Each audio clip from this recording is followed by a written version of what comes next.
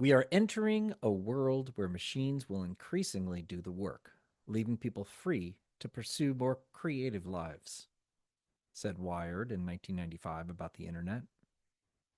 The traditional work week may be cut to 22 hours or less within a few decades as automation advances, said the report by the U.S. Senate Subcommittee on Employment and Automation in 1965 about computers.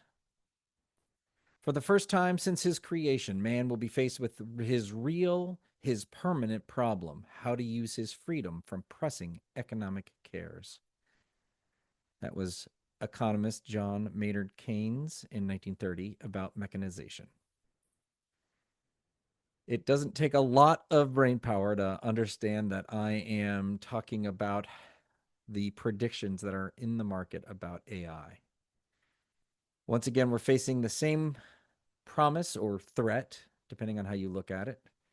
This time, the machines will finally take over. Companies are going to be doing so much more work with so many fewer people. Maybe. Maybe. But if the past is any guide, what usually happens next is something stranger. So let me tell you three stories from inside companies right now that might help explain what's coming in the second act of AI. I'm Josh Levine. I've spent 20 years paying attention to how work actually works, technology, culture, incentives, and the stories we tell ourselves about capitalism doing what it's supposed to do. This podcast is me in real time trying to understand how AI is impacting job seekers, job hirers, and work itself, and maybe eventually what to do about it. I'm on a mission to talk to 100 people about what they're experiencing. This is the Job Market Shit Show. Episode 11.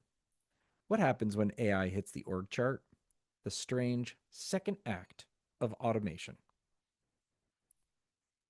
In the past year alone, companies have cut at a remarkable scale. Intel eliminated nearly 34,000 roles. Microsoft reduced thousands across multiple rounds while spending billions on AI infrastructure. Across the tech industry, roughly 184,000 jobs disappeared in 2025. The assumption behind many of these cuts is simple: AI will allow companies to operate with fewer people.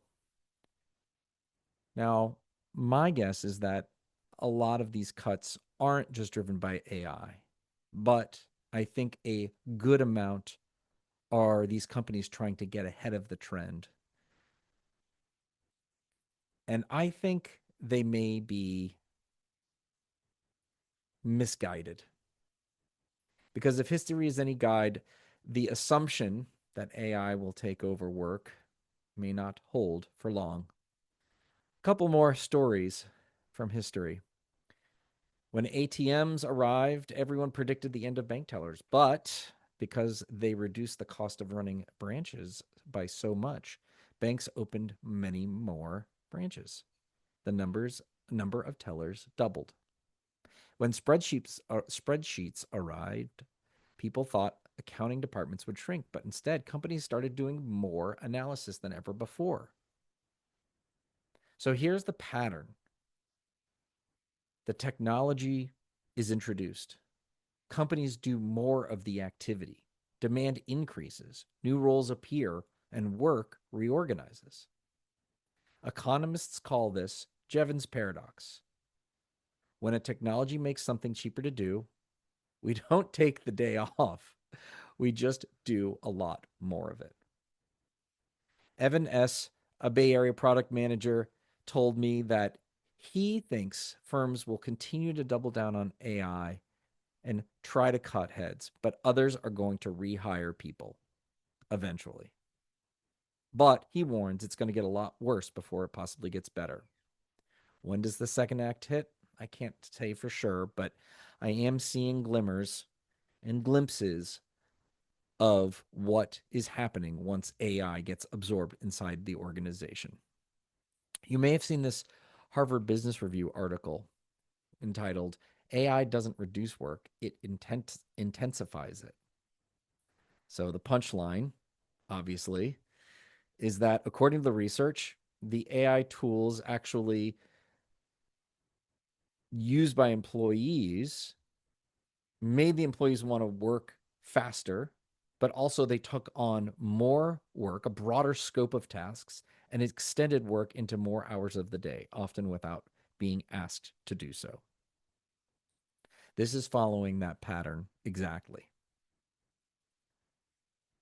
The most compelling story that I have for you is one that I heard from a colleague who is a fractional executive inside of a large national healthcare brand. She observed that this organization had integrated AI into almost everything that they had done, or they were doing, or are doing.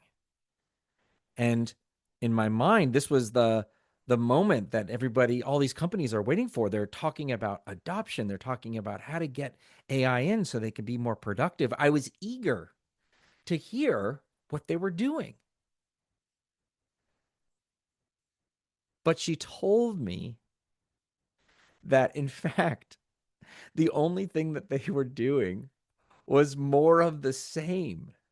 There's more emails, there's more reports, there's more documentation, but there's not necessarily more progress. Which brings me back to my hunch. AI in and of itself is going to make work cheaper, but if you don't take that fourth step in our pattern, reorganizing your work, you're just going to be doing all the same bullshit as before, just more of it. I do believe that AI is going to fundamentally change how we work. And if these organizations, or I should say, when these organizations rehire, they're going to rehire for new roles and new jobs, new teams, new projects, new organizations. But AI is not going to make one person the team. The only people who are going to be able to do that are the ones that have to, the entrepreneurs, the ones who will figure out, because they have to and they want to, how to actually run a company better with fewer people. I do think there are going to be, on the whole, less jobs at big corporations, but not to the extent that we're seeing now. AI won't necessarily shrink organizations, at least not that much. Instead, it probably is going to trigger more experimentation if you're doing it well, more output, which is not necessarily a good thing, more coordination for work, and more internal complexity. Which leads us right back to Jevons paradox.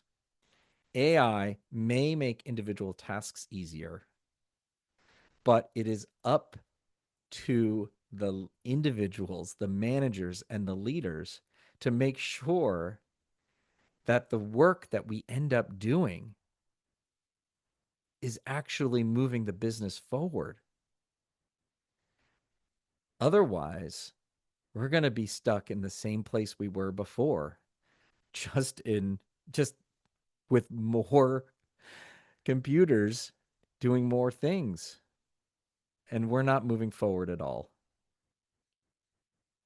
The Job Market Shit Show is brought to you by me and my company, Great Mondays, a change consultancy helping leaders of private companies redesign their management systems so their teams are empowered, not overwhelmed by AI accelerated change.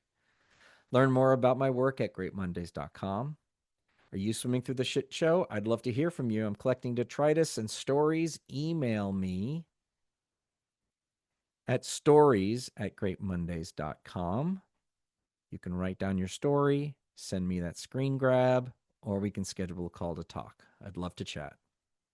If you'd rather read or watch the Job Market Shit Show, you can find us on Substack and YouTube. And if this helped you think a little different about how you approach job seeking, job hiring, or AI, please share it with one person who you think could benefit from knowing that they aren't the only one who thinks this job market is a shit show. See you next week.